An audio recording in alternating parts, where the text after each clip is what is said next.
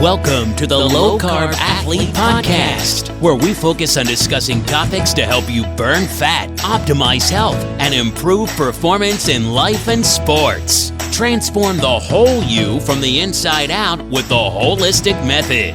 Let's dive in. Here's your host, Debbie Potts. Hey guys, it's Debbie, and have you used a CGM before? CGM is continuous glucose monitor, and there's different options out there. Ideally, you can get it from your doctor, but they seem to just want to wait until you're type 2 diabetic and not be preventative. I would like us to take ownership of our health and make choices now to prevent having high, low glucose readings and optimize your health from the inside out by testing and not guessing. And that includes a CGM that goes on for 14 days, and you can order one via NutriSense.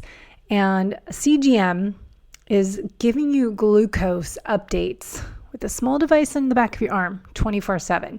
Totally easy. I actually did a video on my YouTube channel, Low Carb Athlete, how to apply this CGM. First time, you're kind of scared, but it doesn't hurt. But it gives you real-time glucose readings. Glucose response to meals. You'll learn about what foods are reactive to you, and that could be a healthy food that you think is great, but it could raise your glucose. Simple things as stevia, for me, raise my glucose. Chewing gum, raise my glucose. Stress, when I'm driving a car and there's traffic, raises my glucose. Every stress response is a glucose response. So learn how to manage your stress. Learn how to pick right foods for you, unless you can, do other lab testing and figure out vibrant wellness food zoomers, but it's kind of expensive for people. So if you can wear a CGM, it's a great way to learn about stress, food, exercise, stacking movement with your nutrition. Figure out how to balance your blood sugar. So we want to learn more about how to exercise and eat or not eat. And morning cortisol, does it raise your glucose? If there's hidden stressors at nighttime, does your glucose go up higher while you're sleeping?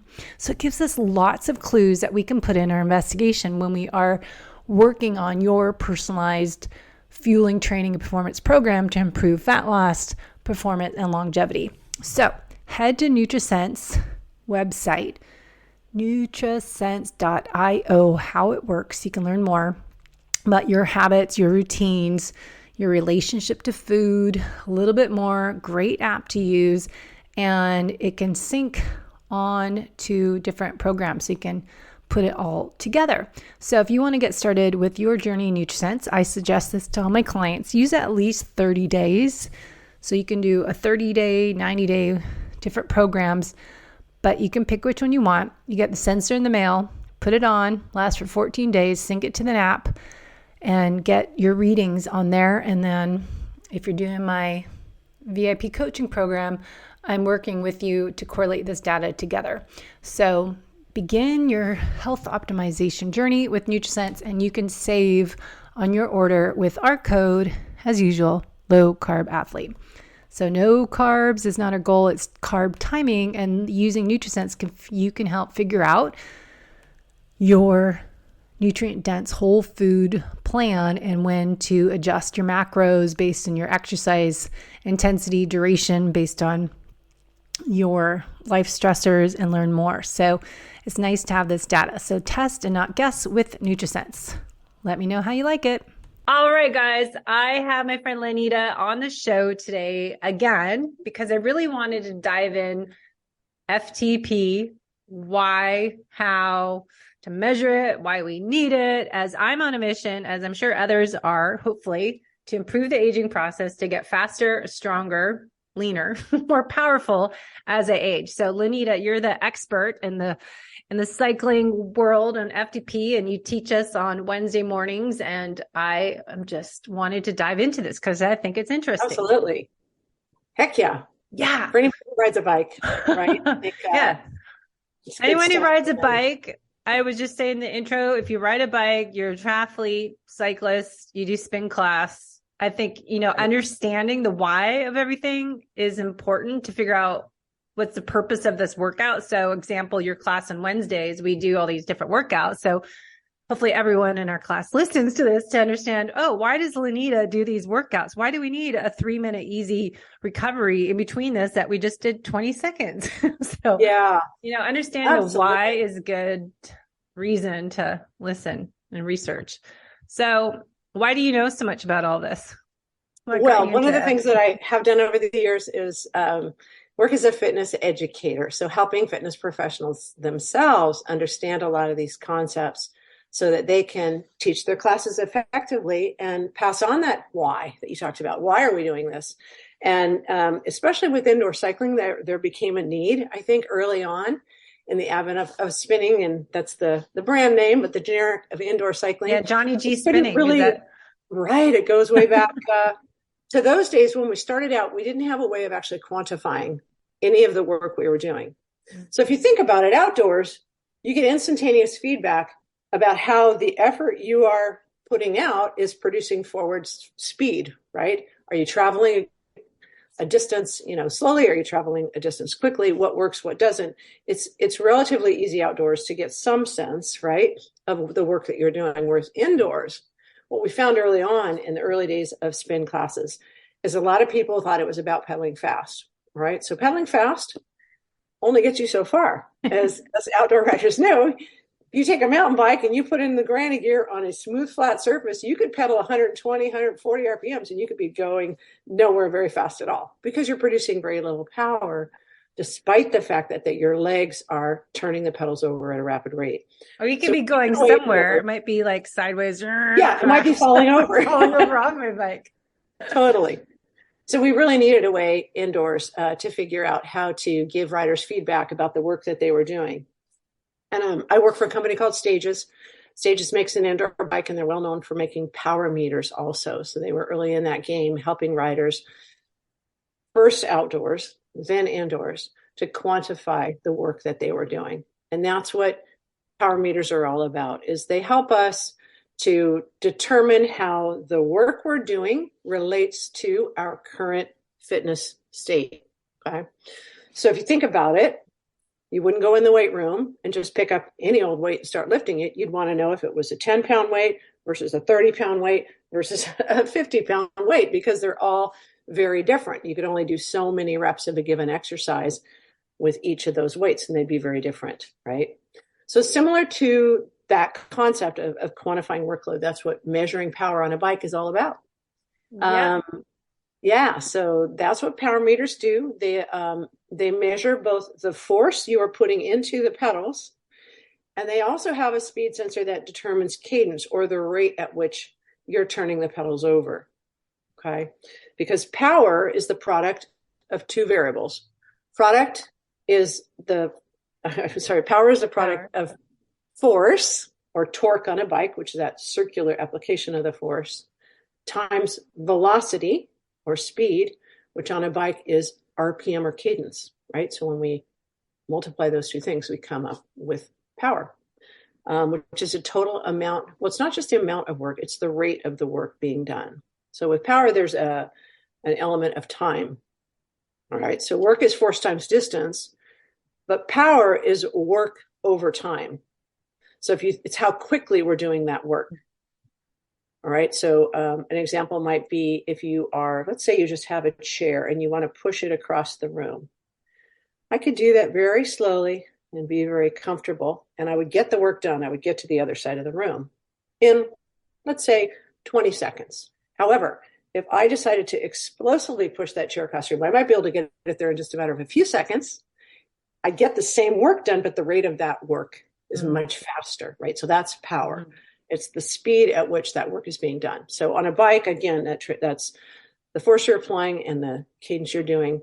Cadence alone, as we described in the early days of spin, high rate of turning those pedals around with no resistance on the flywheel, that's going to create a low amount of power, despite the fact that heart rate may become quite elevated. You're really not going very far because you're not generating power. Because you're not doing much work, really.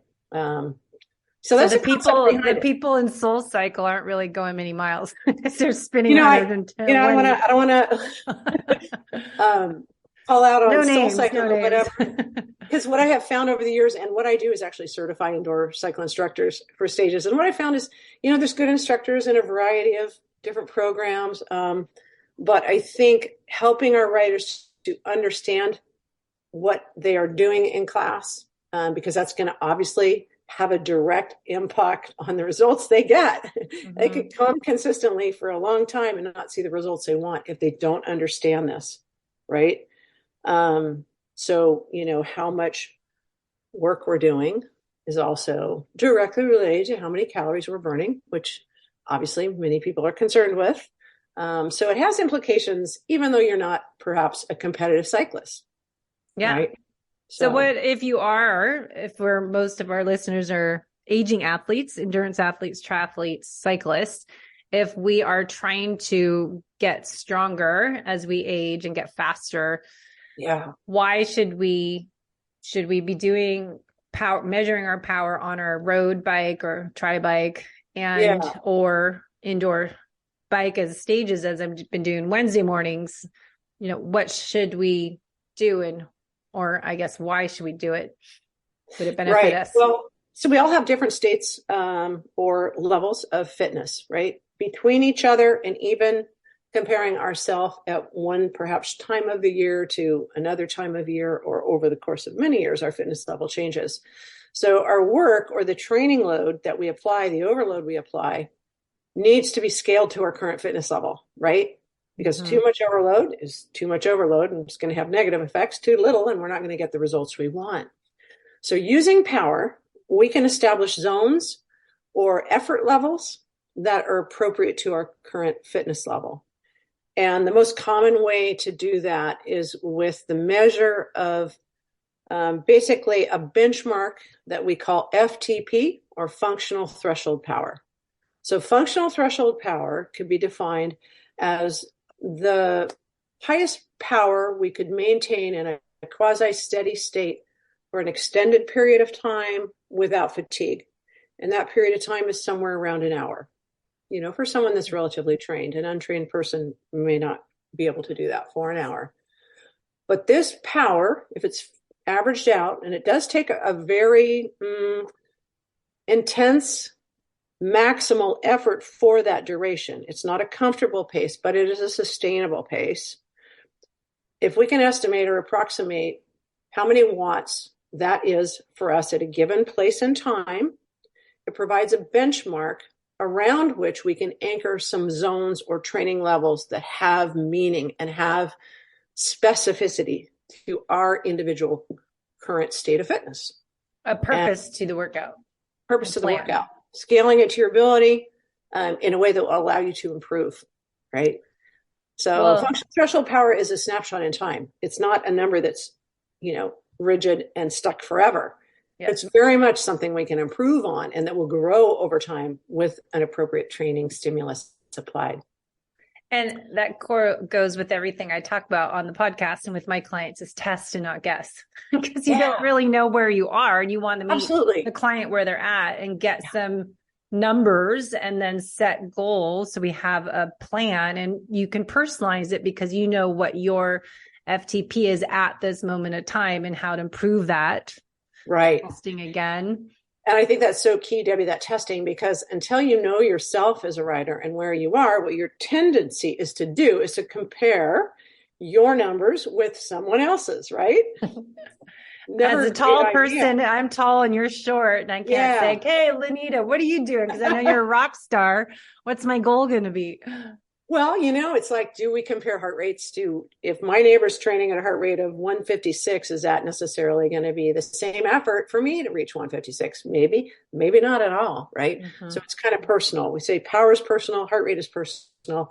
It's feedback for you to help make sure that your training is on track with what your body is capable of and needs at that point in time.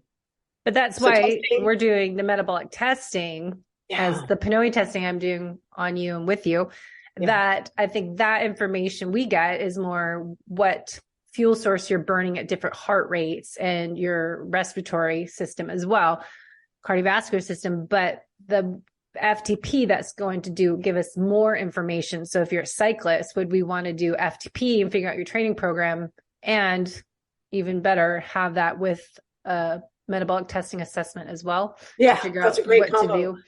I mean, that's a lot of information for a lot of people to assimilate, but if they have a coach like you who can, put it into really practical, applicable action items to do, it's super helpful.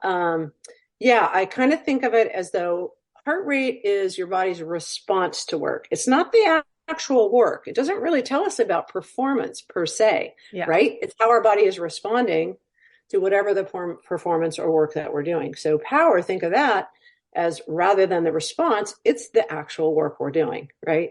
It's the measured energy expenditure, if you will. We can easily from watts calculate calories because they're both about energy. So yeah, it's a really helpful way to kind of calibrate the work based on more than one factor. Personally, I like to use RPE, rate of perceived exertion, percent of functional threshold power, okay, and heart rate all at the same time. I think, triangulating those metrics really gives us a very complete picture, because not one of them contains all the information that we really need to zone in on or zoom in on that specific goal that we're trying to achieve. It all correlates together, gives clues to something else. But also you're identifying what we do with the metabolic testing cards, your limiters, what areas of opportunity we identify through testing to know what you need to work on. For example, we'll kind of get into next how to test your FTP, but knowing what areas I need to do more, like you were saying the other day, if you always use 70 RPM at, say your FTP, whatever percentage you're trying to hit, but maybe you should do it at 90 RPM and mix it up. So I think with testing, we get to find out what we tend to always do the same way, and you can identify what areas of opportunity we have because of the way we train, we're not doing enough of. So then you can even be a better athlete by working on the areas that you tend to neglect or get in the habit of doing the same thing over and over again. I do think that's true. Definitely, Debbie. And I think we all kind of fall prey to patterns, right, and habits. And so we'll tend to favor a specific intensity and perhaps spend all of our time, if not most of our time, in a given energy system training zone, while we neglect maybe some of the others. And if you're an athlete training for a very specific event, right, on your calendar, maybe you really do need to focus just on that one zone or that one energy system. But generally it's a mix that works the best, even for a performance-oriented person. And when it comes to just overall wellness, longevity, and function in daily life, we really need all of those systems to be working well. And definitely a mix in intensities is going to provide that more than falling into a pattern of, just running at a certain pace, same distance every day for years. And wondering why nothing is changing. So. Yeah. Well, as I just saying the other day or yesterday, the definition of insanity, you're, doing the same program over and over again, expecting different results. Like, why am I getting fat? I'm doing all the right things, but I can't figure out. It's like, okay, let's stop, pause, and reset and change how you're training and give a different approach. Like if I've done zone 2 training for majority of my endurance career and I'm now 51, maybe I need to spend more time doing some zone 5 to zone 1 workouts and not just do zone 2. Or a lot of people I'm talking heart rate zones. We'll talk about the difference of your FTP zones to heart rate zones, but say we have 5 zones and FTP is different 7 zones, that I tend to see a lot of people doing that black hole training, that they're not doing the low heart rate, their lower endurance training, and they're not doing the high intensity sprint intervals training, but they're kind of stuck in the middle of the no man's gray zone, the black hole. Yeah. Super common, because in that gray zone, you do feel like you're getting a good workout. It's that kind of, I like to call it comfortably uncomfortable, where you feel like, oh, I'm breathing hard. I'm having some trouble carrying on a conversation, but I feel good, right? I feel like this sweat I'm getting on has got to be so good for me. But if you go to that same place every single workout, it's too fatiguing to be able to hit the high zones, right? It's not easy enough to recover to be able to perform that. So there's definitely a common mistake made by hitting that same sort of mid zone or gray zone all the time, every time, and not getting the benefits of training on either side of it.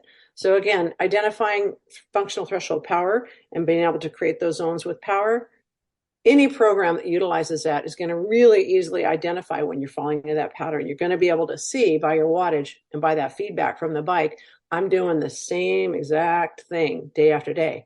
Let me try a day, lower watts, longer duration. Now let me follow that by a day with some really sharp, short intervals at higher intensity, big power, right?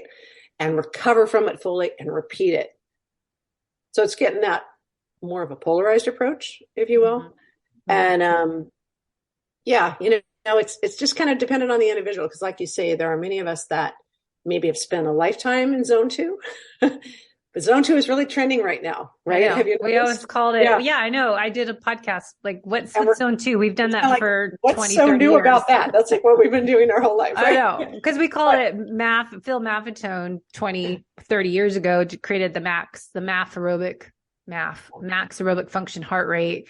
And we, interviewed him many times, but we used to always do the 180 minus your age plus 5 or minus 5 if you're sick, or do testing, but figure out this is where you need to train 80% of the time for endurance sports, training for marathons, Ironmans, cycling events, whatever.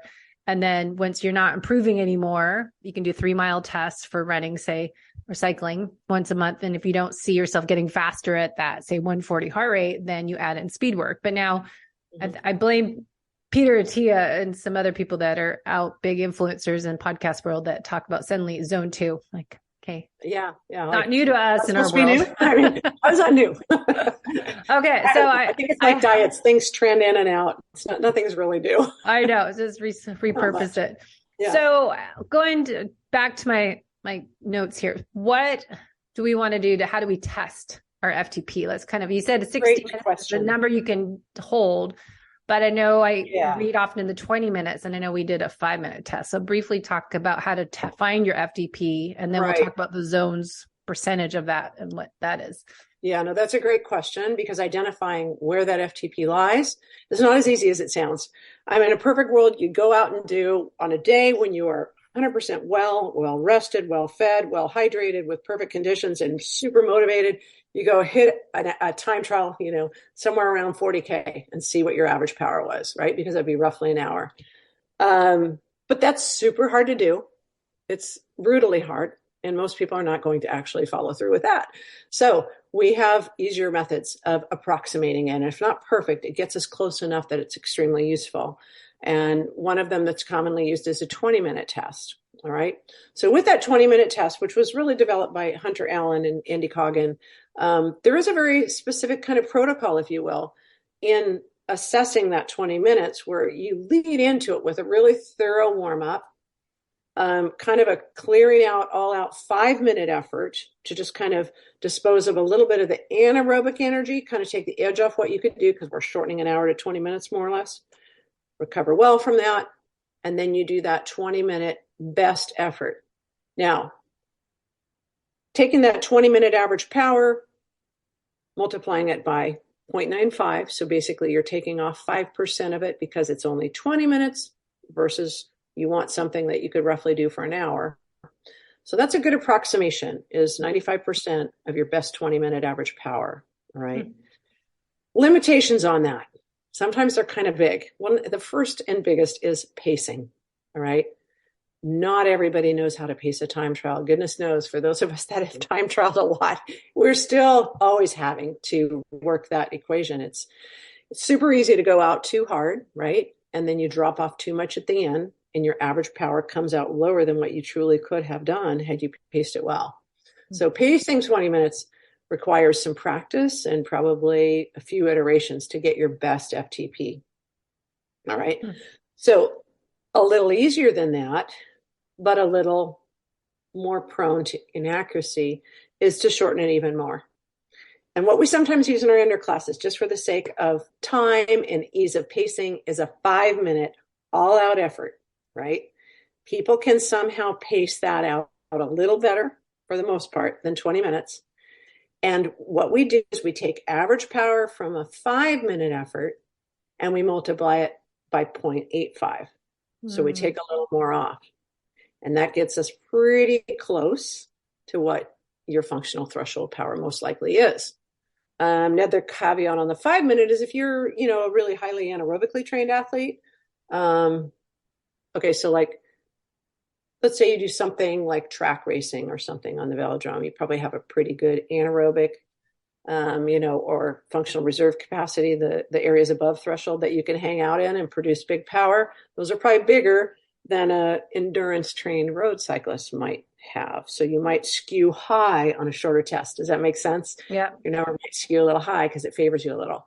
But all in all, I think especially for our indoor classes that we're talking about, this gets us close enough to be in the ballpark to be extremely useful. And in my opinion, more useful than just heart rate alone by far. Because it gives you feedback from which you then have something to compare. You know that, hey, I'm in this class. I did this interval the instructor asked me to do for 2 minutes. She is going to ask me to do it again. I'm going to get a recover. We're going to repeat that 5 times. I at least have a benchmark. I know what I did the first time. Can I beat that? Can I do better? Right? So it gives you a target. It gives you a goal. It keeps you really, really focused, and you get better results. What do cyclists normally do? Do they do, if they don't do a classes, because there's not many Lenitas around the country teaching a spin class like this, because it's based I hope there are more cyclists. and more. I've trained quite a few, and so have my Stages colleagues. So there are more and more indoor classes that are trying to work off this, but you're right, not all. Some of them prefer to dance to the music, which is fine. Yeah. It's just on my judgment. But if you're a cyclist and you're out on your bike and you don't want to go to a class, would you do a 20-minute? I mean, I know we used to do a test, like a 5-mile test. Would you go find a country road with no stop signs and just see how hard you can go for 20 minutes? That's the hard part, is finding a road that, you don't have to any kind of worries about cars or stop signs or stoplights or dogs running out in front of you. Yeah, dogs. So for sure, you can absolutely do it outdoors. I think the trainer's a way to go, though. It's a little gnarly. It's a little uncomfortable. Not going to lie. No, I don't know anybody that loves it. And yet it's really useful. So you can get yourself to do it at least a few times. You're going to get a pretty good idea of what the number looks like. And, depending on your training, it's going to shift up. It's going to shift down. And you're going to need to retest it from time to time, especially when there's been a big change in your training or your lifestyle or whatever. Because that number fluctuates. Is that like quarterly, get it done? Or I mean, most coaches recommend for somebody who's really working on this to retest every 6 weeks is a standard recommendation. I think it's a little bit more frequent than my classes are willing to do. We try to get it done quarterly. And people learn to downward adjust a little bit when they are looking at their FTP. If, for example, they know they've been off for a few weeks or, they've been a little less consistent with coming to class. So there are ways you can, modify it just based on what you've been doing over time. If your training volume has decreased significantly or training quality, you're going to take a few watts off, probably know that it's dropped a little bit. But ideally, you're going to retest it, especially when you want precision, like some of the people you're working with who are also doing the PNOE testing, and they really want to be training the right energy systems when they think they are, based on those zones that are anchored on that FTP. So if the FTP is wrong, you can't get the zones right, Yeah. So just to summarize there. So if you're doing a 20-minute test, you find your watts you've held and then times it by what? So then you're going to take 95% of that. So you multiply it by 0.95. And then the 5 minute is 85%. 85. Yeah. And with both of those, and maybe it goes into detail we don't need to get into, but what's really important with any kind of test and retest protocol is that you do it the same way each time. Mm-hmm. So there is a warm-up type of protocol, and you want to repeat that the same way each time you test. So you're comparing apples to apples. Yes. Right. Yeah. Same with our PNOE testing. If you're testing the same, if you're going to do it this way, do it each time. Okay. So we get the test, we get our number. We're doing the 20-minute times that by 0.95 or the 5-minute time 0.85. Then what do we do with that information? So what that number represents, or is trying to approximate, is what we used to test in the lab, which is lactate threshold, right? There's so many terms that describe that threshold and different ways of determining it. There's onset of blood lactic acid, there's maximal lactate steady state, there's anaerobic threshold, ventilatory threshold too, and such. But all of these are broadly the same. They're trying to identify, a physiologic sort of threshold. As you say, threshold is crossing from a particular type of conditions into a new set of conditions, right? And that new set of conditions beyond threshold is where anaerobic energy systems predominate. Okay. Mm-hmm. So below threshold, the aerobic system predominates. Okay. And as we know, it's a continuum. It's not a light switch on off, aerobic to anaerobic. All three energy systems are being utilized at pretty much any given time to some degree. But what we do find, and you can see this in the lab with your PNOE testing, if we look at a progressive workload over time and rate of perceived exertion, or an individual's sense of how hard that effort is as it's ramped up slowly and continually, up until threshold, there's a pretty linear relationship between the increase in work intensity and the perception of effort. It's fairly linear. We go from 1 to a 2 to 3 to a 4 to a 5, talking out of 10. Mm-hmm. Somewhere around a 6, 7 is typically where people hit that point where their breathing rate is steady and regular and it's sustainable, but there isn't room for conversation between breaths, maybe a yes or a no. It's a point at which they wouldn't describe the work as comfortable, right? It's now work that is challenging, difficult. There's an ongoing sense of some type of physiologic stress, right? But it is still sustainable. Those are all signs that we're getting pretty close to threshold. All right. So that's how we look at it from the RPE state of things. Yeah. Past that threshold, once you're past it, because the curve becomes, it goes from linear to curvilinear, right? So RPE goes very, very quickly from around a 7 to a 9, 10. It's just whoop, as the workload increases, the duration that we can hold that workload just shortens dramatically, because now those anaerobic energy systems are predominating. And as we know, those energy stores are limited. Yeah, mm-hmm. They expire. They won't carry us as far as those endless aerobic stores, i.e. fat. So now I forget your question. But... No, just what to do. So now, what do we do with it? So we get the zone. So talk about the zones, and then I want to get into how to train if we're trying fat loss performance or just want to improve the aging process, or how to train as we age. So let's talk about the zones. So that I remember where I was going is we're trying to identify a physiologic, phenomenon known as threshold, and we're trying to identify it based on work, which is on the bike power output. All right. So that power output at that point in time is kind of your body's maximum ability to work aerobically. That's what it is. So now we know that's our benchmark. That's our anchor point. Below that, we're going to create some zones that aerobically, trained systems. And above that, we're going to create some zones that call increasingly on those anaerobic systems. So typically with cycling, we use a 7-zone model. Zone 1 would be your recovery zone, right? Super easy, just chilling, recovery. Less than 55% of that FTP is where we hang out in zone 1. Zone 2 would be the zone we use for aerobic endurance or base training. Very aerobic, very comfortable. You can do it for extended periods of time. This is all the way up to about 75% of that functional threshold power. Okay, so we're basing it on power zones now, power ranges. Above that, we have tempo. Tempo is at where sweet spot lies. It's kind of it's sort of comfortably uncomfortable. Feels like we're getting a good workout. It's our happy place, right? When we like to exercise. But if we spend all of our time there, we get diminishing returns, right? And you can't keep that up forever. I mean, hey, if you're in tempo for a 3-hour workout, it's pretty killer hard. It really, really is. So tempo is more like that 1 to 2 hour ride that you're working pretty hard. You're probably going to average out to have spent a fair amount of time in tempo. And then zone 4 would be threshold. So it's a range of power now that it goes from about 90%, 91% of your FTP up to 105% of your FTP. So it's a range slightly below to slightly above that functional threshold power that we consider zone 4, threshold. Training in that zone is really beneficial in terms of upping our functional threshold power. It's also basically our race pace zone. So if you wanted to monitor your power during a race, You're going to be seeing numbers that fall in that zone if you're given a best effort for, a 20 to 40K type of ride, right? Yeah. And then we have zone 5, which is VO2 max. VO2 max is 106 to 120% of our FTP. This is a great place to spend some time pushing that ceiling of aerobic capacity up, which is the maximal rate at which we can utilize oxygen, or VO2 max.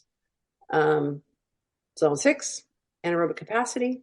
All right, now we're looking at intervals that we can't sustain for more than a couple minutes. They're that intense. They're calling on the glycolytic system predominantly, and they are not sustainable. They're going to be up on that rate of perceived exertion scale of somewhere around an 8 to a 9. Okay. Then we have zone 7, neuromuscular power. And this is the top end of that curvilinear description I made of functional reserve capacity, the anaerobic zones above threshold. That's where it goes zip way up here, right? Now we're looking at over 150% of your FTP, and it could be well upwards of that, 200, 250, 300%, depending on how short that sprint interval is and how strong a given individual could be. So at that point, we are training neuromuscular power, our ability to produce force at a high rate, right? And really generate a lot of speed for things like a sprint or for true HIIT interval training. I think HIIT interval training, that term is sometimes misused because we're not actually measuring the work we're doing. But it's that high. It's 150% and more of the FTP. It's not 120. It's not 110.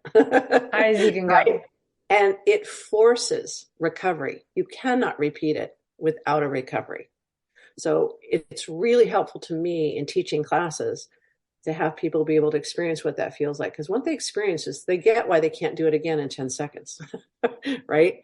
Your body needs time to recover and replenish that ATP, CP, that energy that's stored locally within the muscle cell itself. Yeah, I just did a podcast on creatine. So I went over the science of creatine phosphate, but that's an energy source you're using as a stored fuel in the muscle. Yeah. So kind of summarize then each zone fuel source. So you're burning more higher percentage of fats, more aerobic zone 1, 2, and then 3 is kind of threshold, more kind of combo. What would you say? So think of it. I like to first explain that these zones that we, as for lack of a better method, we make them very kind of concrete. They aren't. They're sort of continuous. And so in terms of the substrate utilization, there's a blend all throughout those 7 zones. It's a blend of fuels, but the ones I like to speak of it in terms of the ones that predominate. All right. The ones that it's never 100% fat or 100% correct. Carbs is always a combo. Yeah. So if we remember what FTP represents, which it literally is trying to replicate what we often would measure in the lab of that ventilatory break point or that lactate threshold. It's where our body is transitioning from predominantly using fat as fuel into using increasingly greater stores of carbohydrate to get the work done, simply because the work is hard enough, fast enough, short enough. There isn't time to do the work aerobically with oxygen for the heart and the cardiovascular system to deliver oxygen to the working muscle to get the work done. It has to be done quickly and at a high rate, and that requires that anaerobic energy. So that said, I guess to answer your question, fat is the predominant fuel when we're sitting still at rest, right? It's a predominant fuel in zones 1, zones 2, zones 3. Zone 4, we're getting more of a mix. Some people call that kind of where it's 50-50, all right? And then anything above zone 4, 5, 6, and 7 in particular is pretty much entirely carbohydrate, stored carbohydrate. And zones 5 and 6 would call on those to a high degree as well. That said, that does not mean that working in those higher zones is going to mean you don't lose fat, right? And you're still going to be utilizing so many more calories at those higher effort levels that fat loss is a very likely outcome, provided diet is what it needs to be, right? Because, of course, there's that piece to it. What we do know, and I find this really interesting, is there are some studies on, in particular, midlife women, and one in particular that was super interesting about a control group who were walking. They weren't cycling, they were walking, but they were spending all their time in the quote unquote fat burning zones. Another group was doing high intensity interval training, everything above threshold. All right. Small volumes of work. I think the total amount was somewhere between 5 and 10 minutes that they were actually working in intensity. And the only group that changed body composition and the only group that lost visceral fat was, guess who? The high intensity trainers. Yeah. So there's definite benefits, especially for certain populations, of hitting those in a way that, provides a quality of work that gets that done. And that's why I think it's confusing for people to think if they're trying to lose weight, they're doing more cardio and doing that low zone. You see people at the gym workouts, they're just on the elliptical, or they want to lose weight, burn fat. They tend to focus on, I'm going to exercise more and eat less, instead of figuring out, well, maybe I've been doing this for a while. It's not working anymore. I've created that base. I've been doing zone 2 for a while. Now my body is primed I've got a foundation that I can go hard and recover. Yep. So you are saying higher intensities, and you have, and we'll get into that. If you're doing that, the recovery part, how essential that is, because I think people might do speed work, but they don't really do it, but they don't do it right because they don't recover. And then they start to do it every day.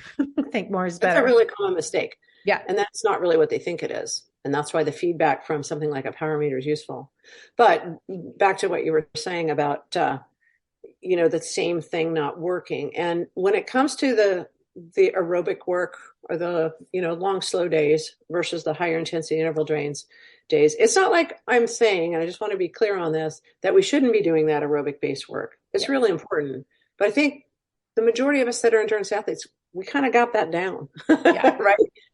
Kind of got that down. And what 25 years, what year is it? I've been doing that forever. What's more often missing is the high end stuff, right? And if we do too much of the low end stuff, we don't have just the energy or time to do the high end stuff. So it's sort of a less is more concept, not a all or none. Not like, okay, forget about all that. Don't ever do it again. Just do these high intensity intervals. It's like people get so binary in their thinking. We're just talking about shifting our emphasis away from just that, maybe a little less of that to fit in a little more of this. And you might see everything take off, your performance, your body comp, your mental status. It really provides some benefits that you don't necessarily realize by continuing with that same pattern you've always done. So yeah, insanity. Yes. Sorry, not to revert to that. I know, but that's what, go ahead. Well, you asked a question about recovery. Yeah, that's what I was going to say. I think I'll just add in, most people, I think, started doing more HIIT training with Tabata, started being popular, and all the classes and the studios started coming out years ago, because I owned my studio for 10 years and I could see all this happening because I was paying attention to these trends. And of course, everyone thrives on more is better, and not with my mantra, less is more, that they think, okay, I can lose weight if I do HIIT training.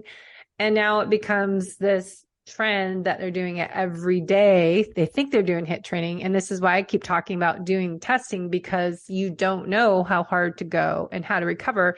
And you probably aren't even doing it. If you're doing it back to back day, there's no way you're recovered to do it again. Right. So Right. You're either not doing it right or you're going to break down, because the reality is that's the kind of work, those high intensity intervals that, you can read in books 3 times a week, 4 times a week. I have found in, just my personal practice, it's more like 2 times a week. That is actually doable for most people. If you're an athlete training for a specific goal and you can fit in 3 days a week, great. But it's definitely not something that you can do on back-to-back days effectively, nor should you. There aren't increased benefits from that. There's actually increased benefits from, like, once again, a certain amount, but not the more is better mindset. So 2 days up to 3 days a week on the interval training, and then recovery in between might look like active recovery. We're really keeping things pretty easy and zone 1 type. It might mean a long endurance day. Yeah, throw in a couple of those. That's great, right? We need to keep that aerobic base. We need the health benefits that it, elicits. But having the variety in training intensity is key. And then recovery within workouts was the other thing you were talking about. In other words, being able to do multiple repetitions of an interval that is above zone 4, 5, 6, and 7, those higher end intensity intervals, it necessitates recovery. And the higher the zone, the higher the power output, the more recovery it necessitates, the longer the duration that recovery has to be. And that ratio of work to rest, there's no one size fits all. I could give you some general guidelines, but a lot of it depends on the individual, their state of training, what their goals are, what zone they're in, if it's 5, 6, or 7, and how many repetitions of that interval they want to achieve. Because what you want are peaks and valleys of power output that's high and then very low enough to allow your body to recover, replenish those energy stores, and repeat it and do it again so that you get that training adaptation over time, right? And initially that might be 3 intervals, and then you can't do it anymore. That's all you got. But it's trainable. So over time, that 3 may become 6, right? And so we can improve our anaerobic capacity and our ability to perform high intensity work, just like we can improve learning to run 2 miles all the way to 6 or 7 or 8, right? Our aerobic endurance.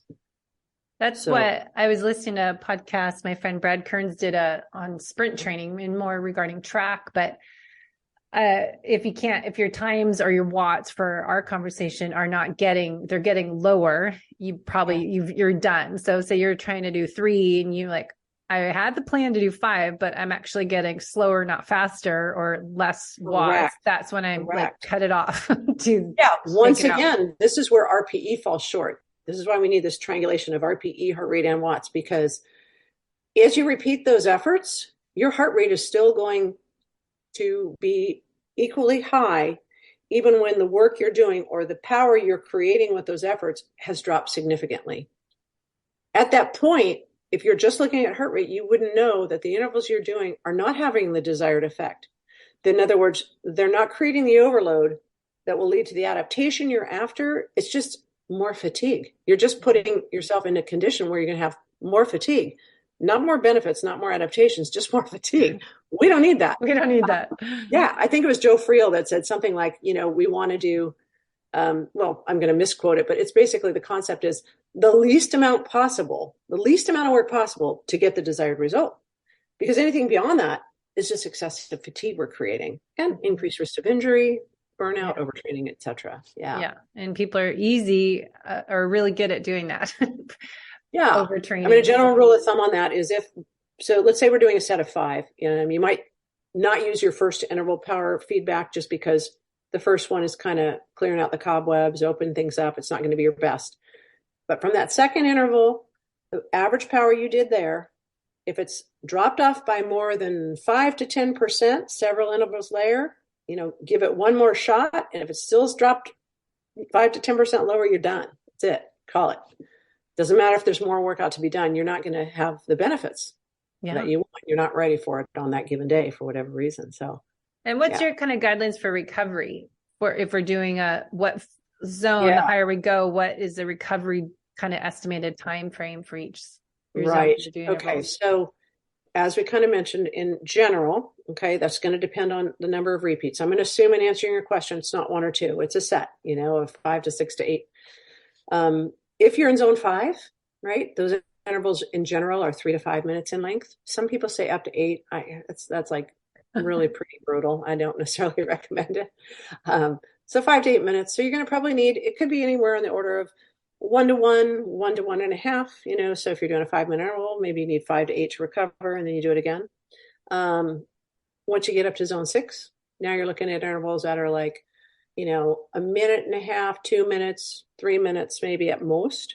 At that point, you're probably going to need more recovery between them. So 1.5 to 2.5 times as long. All right. Once you're up to zone 6, or did I just say 6? I just said 6. Yeah. Zone 7, you're going to need anywhere from 4 to possibly 8 times as long. So zone 7, those intervals are less than 30 seconds. At the very most, they're 30 seconds. So if you take 15 seconds, you do an all-out sprint, you hit the highest power number you can, your heart rate is not going to be anywhere near maxed out by the time you finish the interval. It's going to lag way behind. So it's not going to be a good indication of effort. You want to be able to see power. You want to be able to capture what your average power was for that 15 seconds, and you're going to probably need to recover for 4 to 8 times as long. So what, up to a minute, up to 4 minutes? I don't know. Depends on how many of these reps you're doing. Okay. And everybody's a little different. So these are very broad guidelines, but point being, you need more recovery as the interval shortens, assuming you're at a higher zone, right? Each time. I just wanted to go over that because I think a lot of people don't let that happen. They're like recover 30 seconds. Yeah. They feel like they're not getting a workout if they're going easy. So it's kind of really a common mindset for endurance athletes in particular. We're used to going continuously and long and not stopping. Yeah. And I don't know if I told you this last time too, but when I first started riding on the velodrome, I came from a world of endurance sport, triathlons, Ironman, all that. And here I was on the track. I had then switched to time trialing on the road, and then now I've come down to the track. Now our distances that I'm training for are 2 kilometers, 500 meters to 2 kilometers. It's a whole different world. So the coach would have me do an effort, and I would do it, whether it's 1 lap, 2 lap effort, whatever. And then I wouldn't stop. I would just keep riding around because I thought, what are all those people going down, sitting on the infield for? That's like a complete waste of my time. I'm going to keep riding, right? I want to work out. Until he about wrung my neck and said, get off the track, sit down, get your legs up, recover. And next time I want it 5 seconds faster, right? No, in other words, I wasn't performing at the intensity he was asking of me. So I didn't need the recovery. But because I didn't take the recovery, I couldn't get to the intensity he was talking about. So there's something about, getting that actual real recovery in there that enables us to kind of explore some territory up there that we honestly, sometimes as endurance athletes, we don't even recognize it's there. And once we can kind of find it and cultivate it, we can actually grow it, right? Yeah. And we can do more work and we can perform at higher levels that, again, all have a different kind of benefit to our physiology. So and that's also where the whole endorphin thing kicks in big time. Big time. I haven't experienced as much of an endorphin rush from any kind of endurance workout as I have with high intensity intervals. And there's literature to back that up. So that's another benefit. Although there's also the pain. Pain cave. Yeah. Well, that's what we talked last time about being so, Forrest Gump, I can go forever, comfortable zone to, the low heart rate training, but to do all out 20, 30 seconds is something I'm learning how to go deep into that pain cave to learn how to do. And it's a process when I've done Ironman and marathons and 50K races where it's all about, going as fast as you can at your zone, aerobic zone, whatever zone 2 you want to call it. Persevering for a long time. And go long and survive and be able to, win your age group, be top in your age group because you're able to pace yourself. Now it's different that I have to learn, don't hold back, just go hard or go totally. and it's so funny on the bike too, because I go back to the track and I think, okay, I couldn't figure out how to leave it all on the track because I was used to getting off my bike and having to run. Yeah. Right? And so it took me a while to figure out that, no, you should literally be falling off your bike when you finish that 2K. You should not be able to stand up. Well, I'm not recommending this to the entire world. Some of us are just freaks that like this stuff, but well, most people listening probably are. So that's a question for most of our listeners. If you are a triathlete and you're trying to do swim, bike, and run speed work once a week, or you're saying twice a week bike workouts to do the high intensity interval training, it gets confusing how to fit in a swim and a bike and a run hit training, high intensity recovery, go hard again for each sport. And that is true. That's kind of a scheduling question, isn't it? And it's not easy. I think with the pool, that's typically built into most swim works out. You do a week worth of swim workouts. You're going to have a variety of distances that you're doing your intervals at. Fast Friday. We do Fast Friday. Now and then. I think, for a triathlete, it might be different. When I threw out the 2 to 3 days a week, I was thinking of a cyclist only. For a triathlete, you might only get 1 day on the bike like that. And then maybe you get 1 day on the track like that and a day or 2 in the pool, And it's funny, I've been taking this information. We've been talking more this past year about the high intensity interval training, the Stacy Sims, 20, 30 seconds.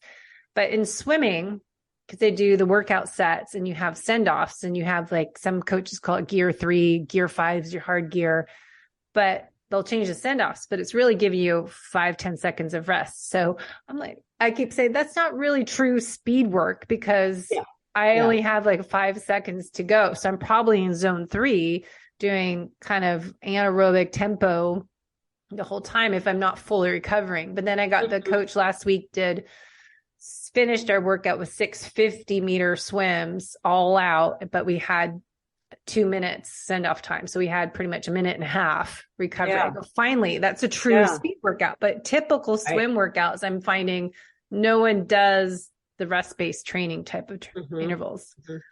Yeah, I guess that is true. Most of it is more endurance based. But they do vary the distances enough that you are challenging your body in different ways. You know, swimming a 500 isn't like swimming 5 100s physiologically. Yeah. Yeah. So other questions as we finish up. I don't know how the hour, we start a few minutes late, but it goes so fast. So we talk about heart rate, signs of recovery overtraining. I want to talk about, because we mentioned it a little bit, but signs that so I was reading over your book you let me borrow, but the way you can use power meter or your watts to know when you aren't hitting those numbers, when you need to probably just take a day off or not. I mean, how much that information you can get from your bike. Yeah, absolutely. I mean, we kind of mentioned briefly that if you're looking at repeats of a given interval length and you're looking at the average power you're able to achieve, when you see that 5 to 10% drop, and I'm using a range of 5 to 10% because basically the shorter it is, the shorter the interval is, the higher the power is going to be. Then you might keep doing them until you lost about 10% of your power. A little bit longer interval of 5 to 10 minutes, you might stop doing them once you lost about 5% of your average power. So that's one way to kind of calculate when enough is enough, right? If you go out on a given day and you are unable, let's say your heart rate is in the zone you think it should be, that's associated typically with what you do zone 5 intervals at. But your power feedback, you're looking at your bike, and you're like, I can't get out of zone 4, but my heart rate is in zone 5, or, you know, it correlates with a power zone of zone 5 and what I've seen in my prior workouts. Well, that could be an indication to you to kind of think through what's going on. Am I fatigued?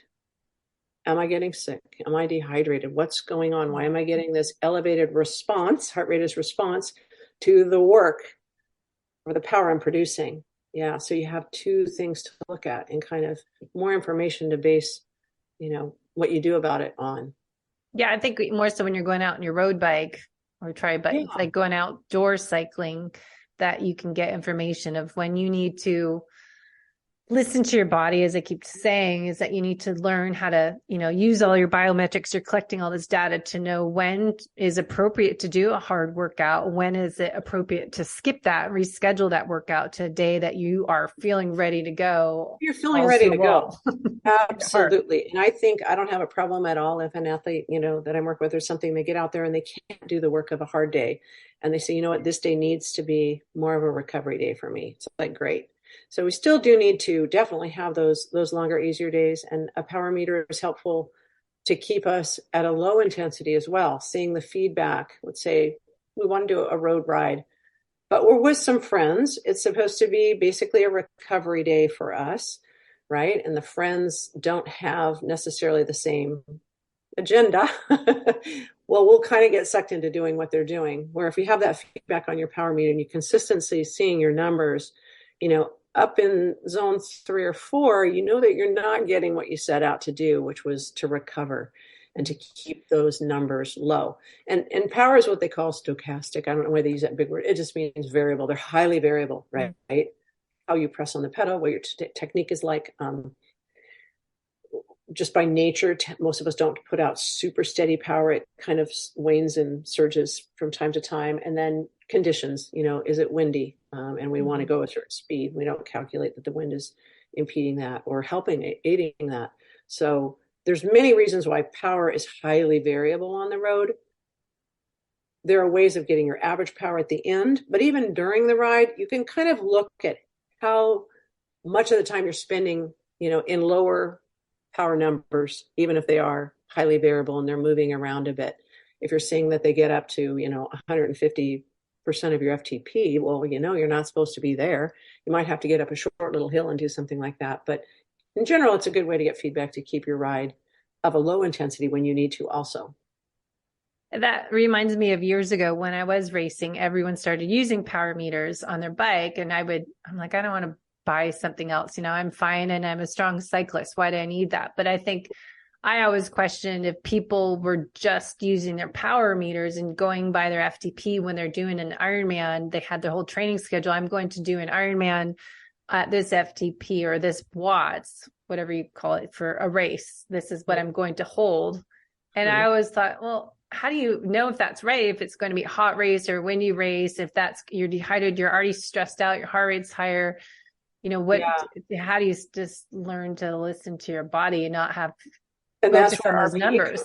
I mean, by definition, in Ironman, there's no way you're going to hold your FTP because remember, that's the most you can do for an hour. So clearly that's going to be well below that. Yeah, the percentage of it. You want to be hitting would be maybe 75 at most. I don't even know, that might be way too much. But you'd want to be down in zone 2. So just to be able to sustain it and put out that steady power. But you're right. You also have to calculate how your body feels, right? Yeah. And what the conditions are doing to it. And so it's one of several pieces that I recommend listening to. But itself, just by itself, it's not adequate because it's subject to so many other influences. It can be influenced by just cardiac drift over time, right? We know that. It can be influenced by hydration status, by medications, by caffeine, by blood glucose levels, by stress, by psychological stress or whatever it might be. So you always have to kind of remember to take it with a grain of salt as well. And when you combine those other elements, okay, heart rate's saying this, how do I feel? Because I've had clients, and maybe you have too, where this is interesting because she's actually a physician, but she was really married to these heart rate zones and saying, I'm starting running and I'm feeling great. I don't understand.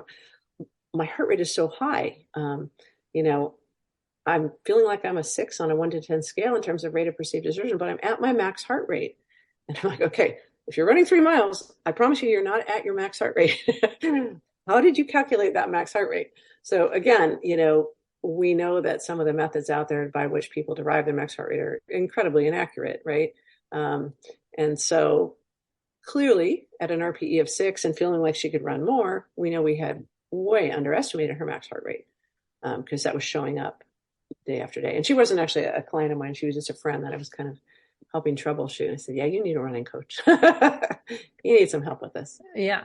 So lastly, though, can we, I know our last podcast talked about getting stronger, but how, if you get this and you want to improve your FTP test next quarter, I'm going to test it, or 6 weeks, how do I get stronger, more powerful? Well, ride more, ride more and incorporate some of the training principles that we've talked about where you're getting that, you have that aerobic base. What you and I kind of just discussed, and just to be clear for everyone listening, that high intensity interval training is best implemented after you've established some type of aerobic base, right, in that given sport. So you've developed that aerobic base. Now you're layering on some of these higher intensity intervals. You're still working on increasing perhaps the duration of those aerobic rides. That's going to create a stronger athlete over time. Your efficiency on the bike is going to improve along with your muscular strength and your muscular endurance. If you are coupling that with some strength work in the gym, it can only help you as well to be able to produce more force and deliver more force as you practice being able to ride perhaps a higher cadence. If you're a newer rider and you hover down in the 70s, if you can get efficient pedaling up in the 80 to 90 RPM range, you're going to be able to produce more power without fatigue. So there's lots of little pieces to it, but consistency is first among them. Yeah. FTP will go up if you're consistent. Yeah. But what if you don't have a part-time job as you, and you can bike 4 or 5 days a week? Right. Well, I think if you can get in 3 to 4 days a week and you can come up with a program or be coached in a program where you are basing it off to FTP, you're giving yourself, an hour to maybe a couple of hours. Let's say you can get out for a couple of hours on the weekend. So per workout, you're going 1 to 2 hours. And you're sprinkling in those high intensity days with some longer steady state days.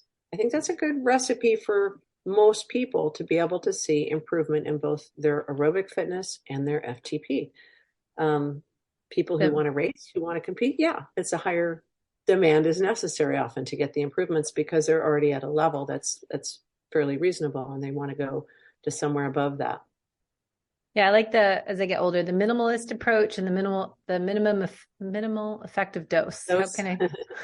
Yeah, it's all relative to your goals, isn't it? Yeah, What's it is. good for enough for a person looking for health benefits is not the same as for someone who wants to, perform at a race in PR, right? Well, that's what I was, didn't get as much into, but in another podcast, but how to improve fat loss versus performance gain versus just, I want to improve the aging process, and different types of training programs based on those 3 different goals are going to look different than someone that's got a big race to do and how to fit it all in. Totally. And it all has to start with, where do I want to be? Where am I going? What is my goal? And, as coaches, of course, that's where we want to start, because the program is going to be worked backwards from that. So you're right. Those 3 goals that you mentioned, longevity, health, fat loss, and performance. Fat loss. Okay. Different approaches, right? Different minimum effective dose as well. Yeah. Yeah, that's key. Less is more. More is not better. And then again, we talk all the time about the holistic method. My approach is the nutrition, exercise, but as you talk too, and you've got that, but what about your sleep? Prioritizing your sleep and quality of sleep, because that's recovery. Your stress management, because those 2 things, if you have too much stress and you're not sleeping, well, they go hand in hand almost, but everything else is disrupted. And so, working on digestion and gut health, and I talk about movement throughout the day, and just all the other elements are so important to improving your overall performance. If whatever those 3 goals, if it's fat loss, performance, or longevity, you have to prioritize your sleep and eating real food and giving your body time it needs to recover and repair in between workouts, because I think we forget all that. Yeah, of course, we didn't have time to mention it in this podcast, but you're so right. Everything we've said is dependent on those other domains as well, being what they need to be. It's all intertwined. Well, we'll have to just record another podcast for the series with Lenita. I think it'd be my new co-host. Come on once in a while, talk shop. All right. So where can we find you? The big question, Lenita. I know, do you do coaching? We're creating a website for Lenita. Yes. Eventually. Yes. So eventually, otherwise, I'm on Instagram. You can ask me how to find her if you want Lenita to do coaching with you. Perfect. Because she's not on social media. She doesn't have a website, but she's got good established coaching career and does it the original way that you just email or call her before all the other crap that we have to do. All right. Well, we'll fix that. Thank you for your time today. Thanks, Debbie. Fun chatting with you. Thanks for listening to the Low Carb Athlete Podcast. If you have any questions, feedback, or topic suggestions, let us know on Facebook or at debbiepotts.net. You can help us to continue to grow by leaving a review on iTunes. Thanks again, and we'll see you next time.